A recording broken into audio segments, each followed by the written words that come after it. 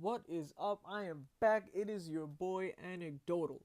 And today, part 2 of guild raids, guys. So there was just not enough time in the video to talk about everything that's necessary for my favorite mode in Endless Frontier, which is guild raids. So what are we going to talk about? What is it that I left out on the first video? Well, we're going to cover which instructors you should prioritize in your guild barracks. You go to guild, you go to buildings, and the first thing you see is going to be guild barracks.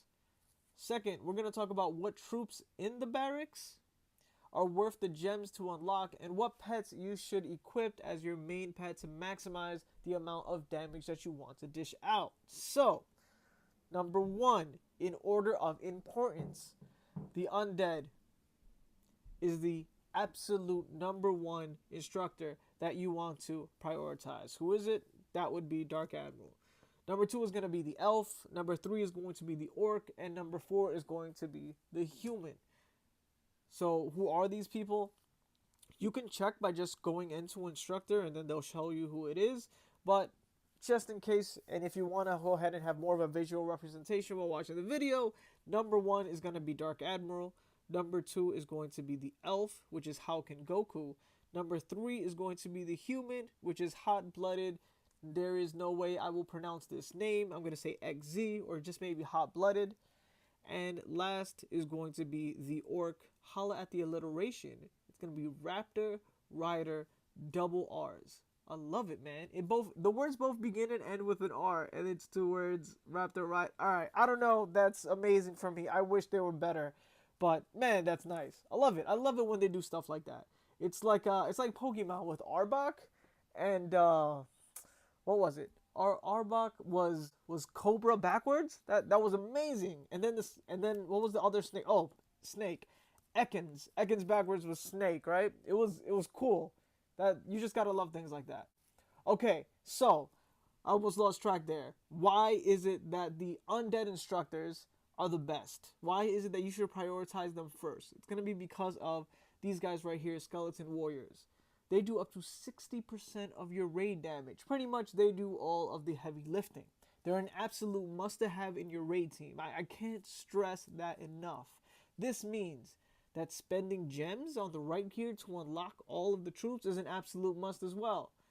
At least if you plan on being guild boss raid ready. So what I did there with the R's, I can't stop myself. So, looking at the screen, you might be wondering, what do all the plus signs mean that are next to all these troops? Like here, and here, and here. Whoa, what do they mean? Well, the signs symbolize a power up to the troop, and it's based on the instructor being either non-senior, senior, or transed. So that means a regular Dark Admiral. Where can I find one? Oh, here.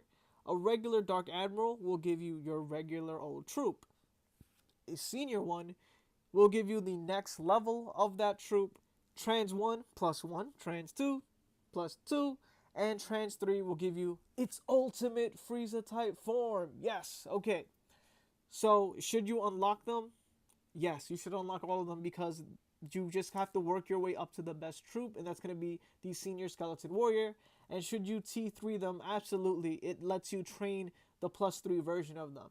So this is the guy that you want to focus on, Dark Admiral. And of course it has the dual benefit, just like every other trainer, to give you a high amount of, what is that called? Metal gain.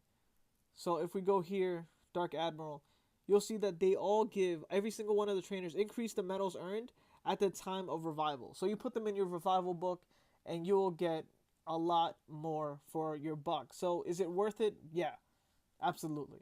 They have a dual function, not just to make you cooler at facing bosses, but to get more medals at the end of your raids. It's a win-win.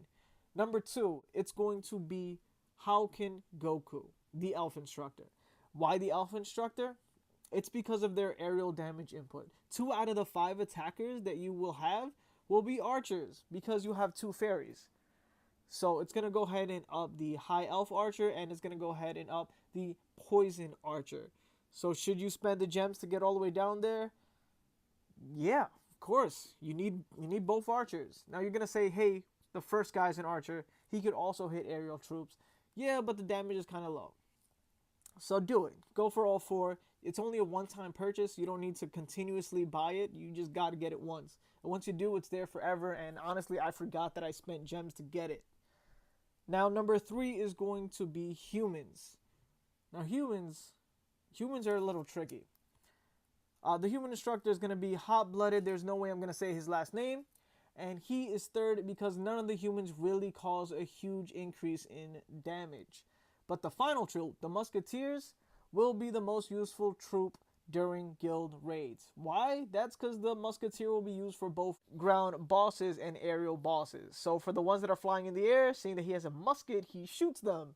And if they're not in the air, well, he has a musket, so he's going to shoot them in the ground either way. So having a good amount of human trainers is actually always good. And again, since it's the final troop, should you spend gems to get to the end? Yeah, you should. Because the fire bird just has really low DPS and dies eventually. Or maybe doesn't have low DPS, and because he dies, it's hard to tell. Who knows? Number 2 here, the heavy infantry. Well, it's kind of in his name. He's a tank. He's not there to dish out damage. He will still stay alive, though, but it's not going to be very helpful. And then the weakest troop is, I mean, why even talk about it? Cool, he doesn't get blown back because he's a human, but, like, who cares? Now, the very last one is going to be the orc instructor. Now, why?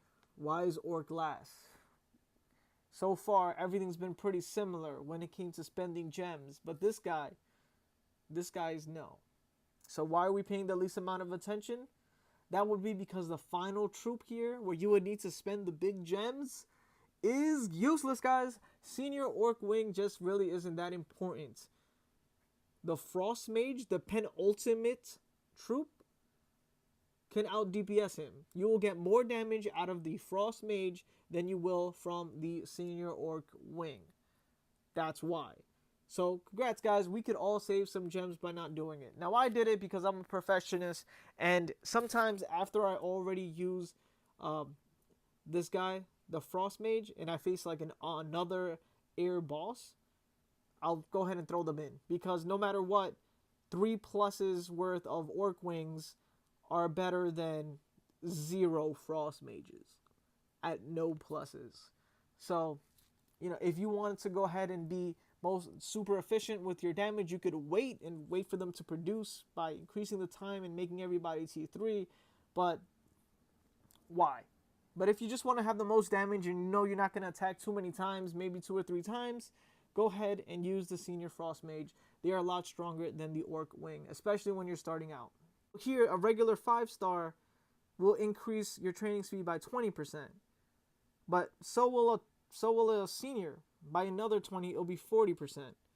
And then a Trans 1 will increase the training speed by 60%. And then increasing the speed for, again, will be 80 if it's Trans 2, which means it goes up by 20 each time.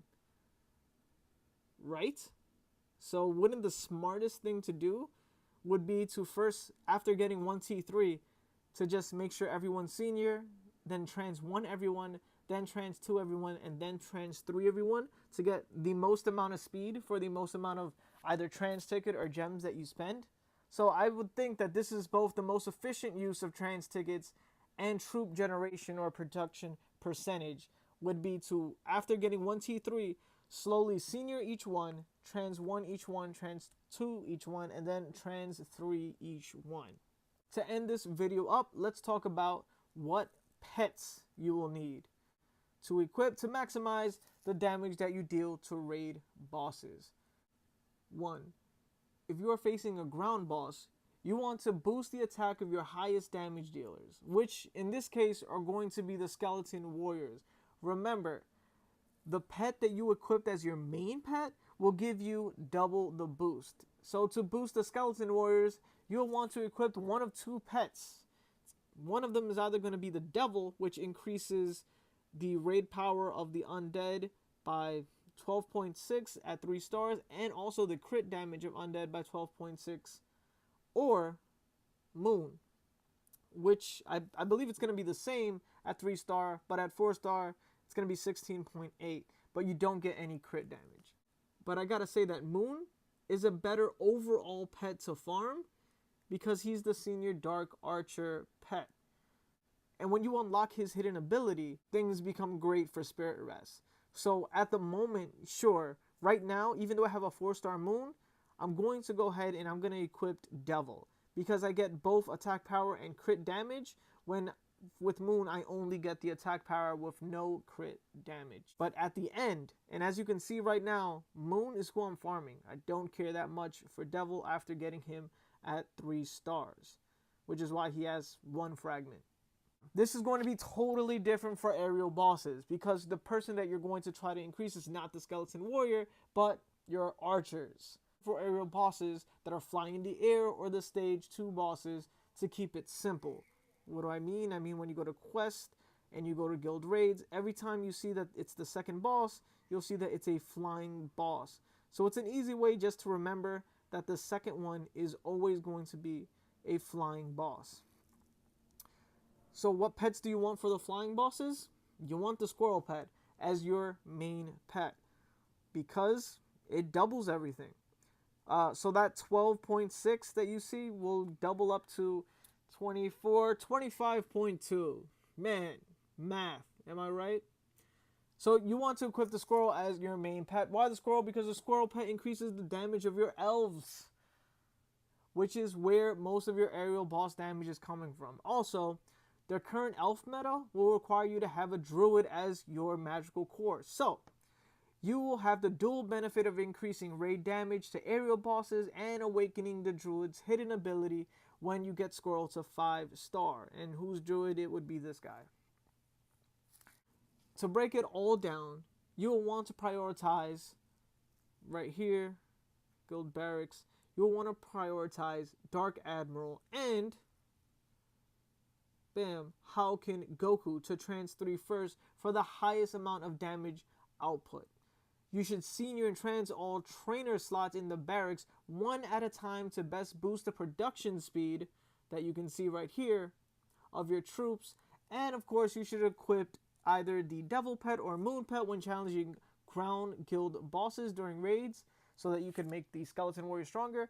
And you should equip the Squirrel Pet when challenging aerial raid bosses. Well, if you like the info, you like my attempt at comedy or just my quirky personality when it comes to words, like the video, subscribe so you can watch more Endless Frontier content and of course hear the crazy things that I have to say. Now let's see if I can get a Dark Archer because that would be amazing for the oh no, 10. Is that the absolute worst roll that you get? Like for my suffering, guys. See you on the next one.